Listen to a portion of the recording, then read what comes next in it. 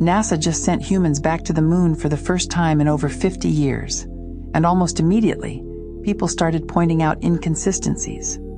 The footage looks off. The lighting doesn't add up. Some are calling it a hoax. Sound familiar? Because we've been here before. 50 years ago, the same questions emerged about Apollo 11, the same gaps, the same erosion of trust. And here's something worth noticing. They named this new mission Artemis, the Greek goddess of the moon, of things hidden in darkness. Not Apollo, the god of light and truth who carried the original missions. And maybe that name is the most honest thing about this whole story. Because what has always stayed hidden, whether the landing happened exactly as we were told, whether the footage was real, whether the whole narrative holds up, is not actually the biggest question. The biggest question is what they found when they got there, and why it had to stay hidden. That's the story that deserves a closer look. And it starts with the faces of the astronauts when they came back in 1969. Go look up their faces. Neil Armstrong, Buzz Aldrin, Michael Collins. These were men who had just done what no human being had ever done in the history of our species. They should have looked triumphant, euphoric. Instead, they looked empty, flat, like men carrying something they couldn't put down and couldn't talk about. Those faces are where this story starts, because a lot of people noticed it, and once they started looking, they found other things that didn't add up. The American flag planted on the lunar surface appears to wave, in a place with no atmosphere, no wind, no air of any kind. The shadows in the photographs fall in inconsistent directions, suggesting multiple light sources rather than a single sun 93 million miles away. Not a single star is visible in any of the photographs taken on the lunar surface, despite being in the vacuum of space where stars should be more visible than anywhere on Earth. And the footage quality, for 1969 technology, operating in extreme temperature conditions, on equipment that had never been tested in that environment, is suspiciously flawless. Then there's Stanley Kubrick, the director of 2001, A Space Odyssey, released just 1 year before the moon landing, was reportedly approached by NASA to help stage convincing lunar footage. His family and several researchers have kept that conversation alive for decades. And perhaps most strangely, NASA lost the original footage, the actual recordings of the most significant technological achievement in human history. Gone. The copies that exist are copies of copies, degraded and incomplete. These anomalies have fueled decades of debate. And that debate is worth having. But it might be asking the wrong question. Because the more interesting question isn't whether the footage was staged or whether we actually landed on the moon. It's why. Why would the most powerful space agency in the world need to fake any part of this? That question is the one that opens the door.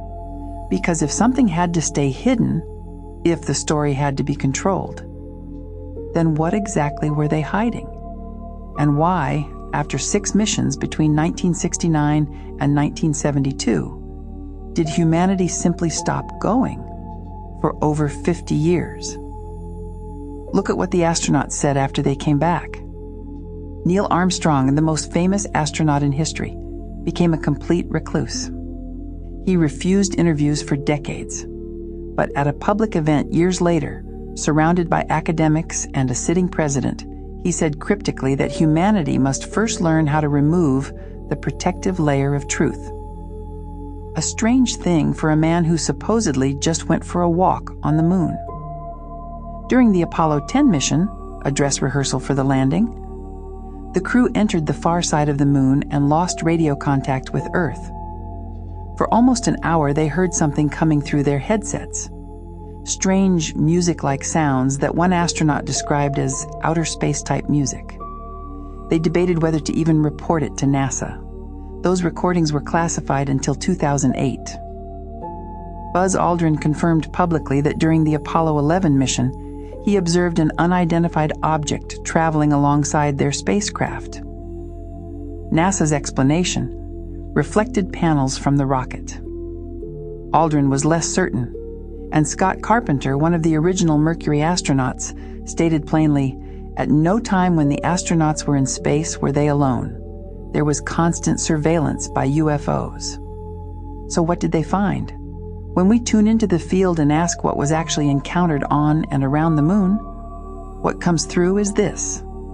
They found they were not the first, and they were not alone. The dark side of the moon, the side that permanently faces away from Earth, is not empty. It functions as something like a neutral zone, a place where multiple non-Earth civilizations dock, exchange information, and monitor what happens on this planet. Ancient structures exist there, technology that predates human civilization by thousands of years. And there is an unspoken agreement between world governments and the intelligences that operate from that side of the moon. Humanity does not land there. The missions that went were observed, assessed, and quietly warned off. That's why we stopped going.